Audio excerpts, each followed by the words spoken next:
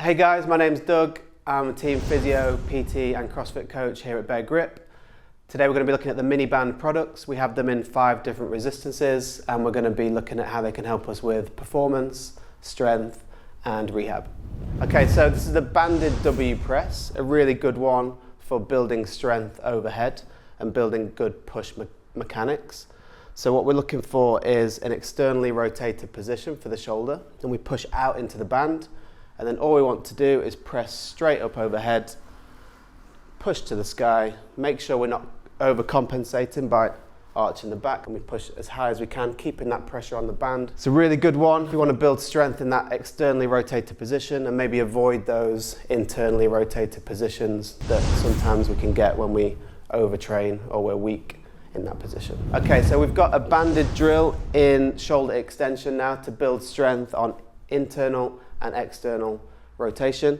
Really good one for bench press. So if we have issues with pain in the bench press movement, we'll build some strength and some range there. So we're looking at a shoulder extended position, so we're kicking the arms back away from the body, and then we're just moving into that internally rotated position now, and externally rotated position.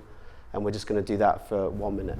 Okay, so we've got banded crab walks now. When we look at studies that look at activity in the hip muscles, we actually get more activity when we put the band around the ankles rather than the knees. So we want that band around the ankles or even the feet, and we're going to build some strength in this lateral part of the hip, the glute medius muscle, really important for running. So all we want to do is get into a slightly flexed position, keep the tension on the band, and then take a few steps out to the right, a few steps out to the left. We're going to look for a minute total. Okay, so maybe even 30 seconds one way, 30 seconds the other way. Okay, love this one. It's a hip aeroplane. What we're looking to do is build strength in externally and internally rotating the hip. Good if you have hip pain.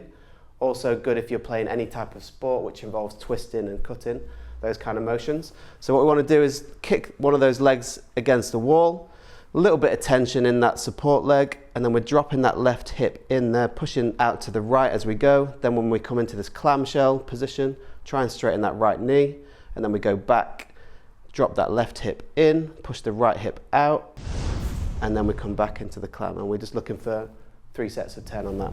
Okay, so we've got a banded prisoner squat now.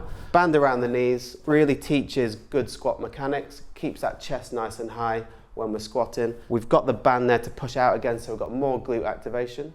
Okay, so all we're going to do is put the hands on the back of the neck, as close to the wall as we can, drive those knees out against the band, and we get as low as we can. The lower we go, the more we get the glute activation and adductor. Okay, so we want to try and get as low as we can with that squat. So we're looking for 3 times 10 with this exercise.